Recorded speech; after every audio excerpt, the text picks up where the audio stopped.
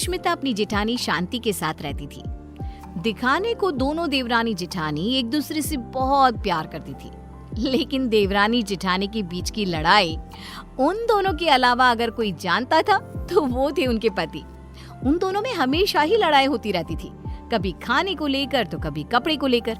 ऐसे ही एक दिन सुष्मिता का पति वरुण अपनी पत्नी और अपनी भाभी शांति से कहता है, सुष्मिता भाभी और भैया, मैं सोच रहा था कि इस घर में एक नौकर रख लेते हैं, क्योंकि इस बड़े से घर में मेरी भाभी माँ और मेरी प्यारी पत्नी के अलावा और कोई नहीं रहता। इस घर की सफाई करने में इन दोनों का कितना समय बीत जाता है, ये हमारे लिए खाना कैसे बना पाएंगी। तो मैं सोच रहा हूँ कि इस घर में एक नौकर को ले आता हूँ। वरुण, आइडिया बुरा नहीं है, लेकिन इन दोनों का झगड़ा देखकर मुझे लगता है कि हमें 2 नौकर रखने चाहिए। भैया, इतना बजट कहाँ है कि हम 2 नौकर रख सके। अरे आजकल नौकर कितने महंगे हो गए हैं। ये बात तो है। ठीक है, फिर 1 नौकर रख लेते हैं। हाँ, इस घर में नौकर ले आओ, लेकिन 1 नहीं 2, क्योंकि जो नौकर मेरा काम करेगा, मैं नहीं चाहती कि वही नौकर मेरी जेठानी का भी नौकर बनकर रहे। हाँ, मैं भी नहीं चाहती कि मेरा नौकर तेरा काम करे। हाँ, तो कह दीजिए ना जेठ जी को कि आपके लिए भी नौकर ले आए वो। हाँ, मेरा पति मेरे लिए नौकर तो ले ही आएगा ना, क्यों नहीं लाएगा। इस तरह दोनों के बीच एक बार फिर से झगड़ा हो जाता है। ये देख वरुण और विक्रम उन दोनों की लड़ाई में ना पड़ते हुए अपने अपने काम पर निकल जाते हैं, और काम पर जाते जाते दोनों भाई आपस में एक दूसरे से बात करते हैं। भैया, अगर यही हाल रहा तो हम लोगों को कभी भी खाना समय पर नहीं मिलने वाला।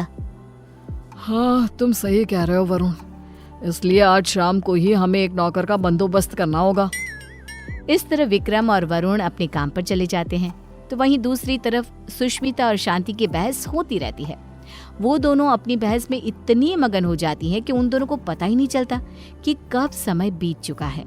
ऐसे ही शाम हो जाती है, और शाम के वक्त जब डोरबेल बजती है, सुष्मिता दरवाजा खोलती है। उसके सामने वरुण और विक्रम के साथ एक नौकर दिखता है।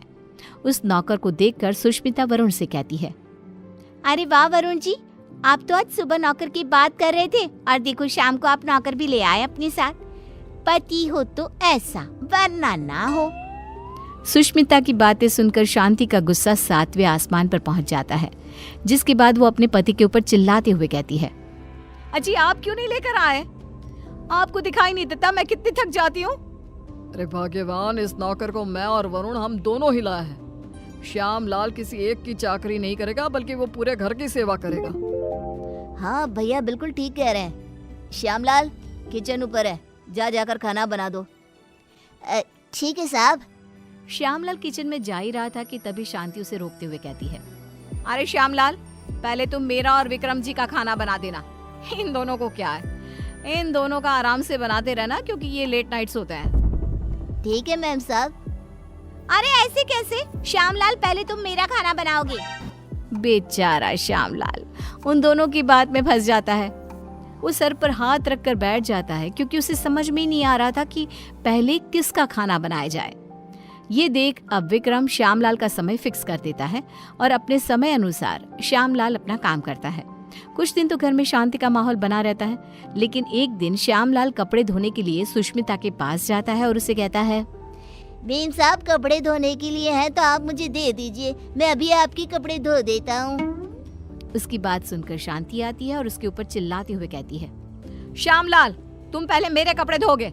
अगर तुमने मेरे कपड़े नहीं धोए तो मैं तुम्हें नौकरी से निकाल दूंगी।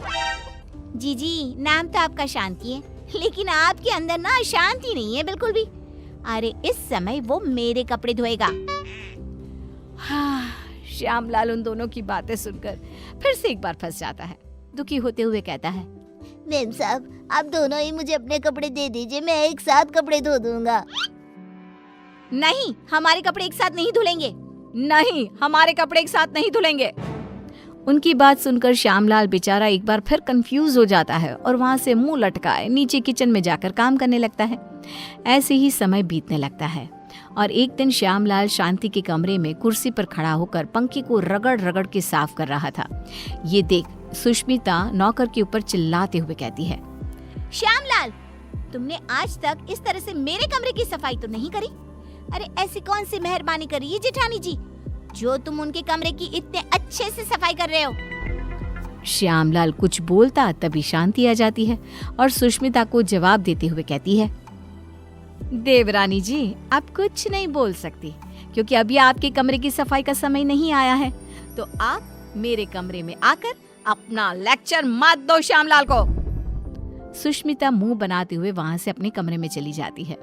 कुछ समय बाद श्यामलाल सुष्मिता के कमरे की सफाई करने आता है।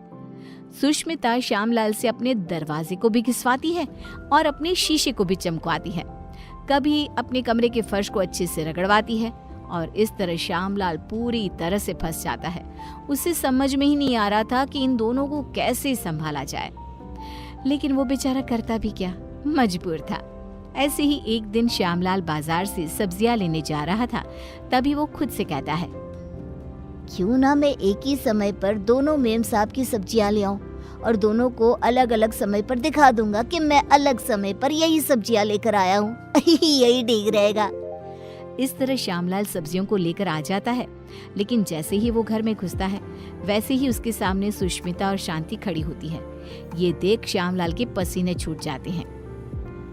ये देखकर सुष्मिता कहती है, क्यों श्यामलाल, तुम्हारे पसीने क्यों छूट रहे हैं? तुमने कोई गलत काम किया है क्या? श्यामलाल, मैंने कितनी बार मना किया था कि इसके काम के साथ मेरा काम नहीं करना, लेकिन तुमने फिर से वही किया ना जो तुम्हें नहीं करना था। इस तरह दोनों अब श्यामलाल को खरी खोटी सुनाने लगती है और इतना सुनने के बाद कोई नौकर उनके घर में काम कर ले, ऐसा तो हो ही नहीं सकता। इसलिए श्यामलाल ने जवाब देते हुए उन दोनों से कहा, मेम साहब माफ करना, लेकिन मैं आपके घर में और काम नहीं कर सकता क्योंकि एक ही काम दो बार करना बड़ा ही मुश्किल हो जाता है। अरे तो क्या तुम उसके पैसे नहीं ले रहे हो? उसकी ये बात सुनकर बेचारा श्यामलाल चुप हो जाता है और ना चाहते हुए भी उन दोनों का काम करना पड़ता है। अलग अलग समय पर एक ही काम 2 बार करता हुआ खुद को देख वो बहुत परेशान होता रहता है। परेशान होकर विक्रम और वरुण के पास जाता है और कहता है, साहब मैं और काम नहीं कर सकता, यहाँ एक ही काम 2 बार करना पड़ता है। अरे एक काम अगर कोई 2 बार करेगा तो परेशानी हो जाएगा ना, इसलिए मैंने अब ठान लिया है कि इतने कम पैसों में मैं नहीं काम करने वाला। अगर आपको काम करवाना है तो आप किसी दूसरे नौकर को ढूंढ लो। मैं तो यही सलाह देना चाहूंगा कि आप दोनों अपनी अपनी पत्नियों के लिए अलग अलग नौकर रखना, वरना उस बेचारे का भी मेरे जैसा ही हाल हो जाएगा। इतना कहकर श्यामलाल उनकी नौकरी उनको ही सौंप कर चला जाता है। इस तरह बेचारे वरुण और विक्रम परेशान हो जाते हैं। कुछ समय बाद उन दोनों की पत्नियां हॉल में आती है और अपने पतियों से कहती है, अरे श्यामलाल कहाँ है? अरे श्यामलाल कहाँ है? दोनों भाई एक दूसरे की तरफ देखते हैं और कहते हैं, वो काम छोड़कर चला गया। तुम दोनों ने उसके नाक में दम कर रखा था। अच्छा, तो हम लोगों ने उसके नाक में दम कर रखा था, तो तुमने उसको निकाल दिया ना, तो अब इस घर का काम तुम लोग ही करोगे।